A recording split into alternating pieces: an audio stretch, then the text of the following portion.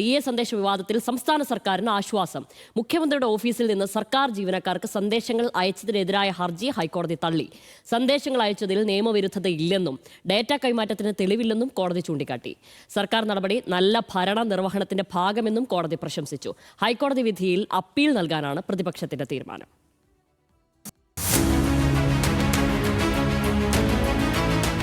സർക്കാർ ജീവനക്കാരുടെ ശമ്പള വിവരങ്ങൾ കൈകാര്യം ചെയ്യുന്ന സ്പാർക്കിൽ നിന്ന് ജീവനക്കാരുടെ മൊബൈൽ നമ്പറുകൾ ഉൾപ്പെടെയുള്ള വിവരങ്ങൾ മുഖ്യമന്ത്രിയുടെ ഓഫീസ് ചോർത്തിയെന്ന് ആരോപിച്ചാണ് ഹൈക്കോടതിയിൽ സർക്കാർ ജീവനക്കാരുടെ ഹർജി എത്തിയത്.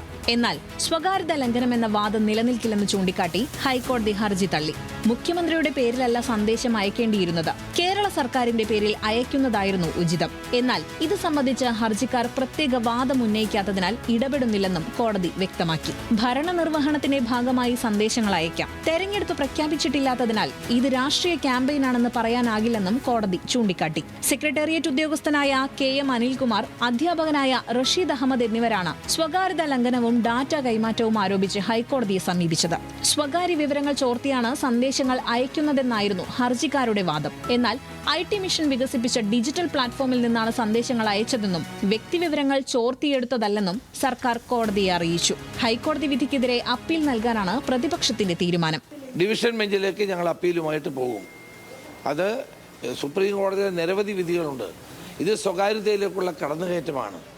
ഈ ഡേറ്റ ഉപയോഗിച്ചുകൊണ്ട് തെരഞ്ഞെടുപ്പ് പ്രചരണം നടത്തുകയാണ്. ഇപ്പം വിശദമായ വാദം കേട്ടിട്ട് പറയുന്നു ഒരു കുഴപ്പമില്ല, നല്ല ഭരണമാണെന്നാണ് പറയുന്നത്. നല്ല ഭരണമാണെന്നുള്ളത് ജനങ്ങൾ തീരുമാനിച്ചോട്ടെ, അത് കോടതിയല്ലോ തീരുമാനിക്കുന്നത്. തെരഞ്ഞെടുപ്പ് അടുത്തിരിക്കെ ഹൈക്കോടതി വിധി സർക്കാരിന് ആശ്വാസമാണ്. Legal desk, news Malayalam.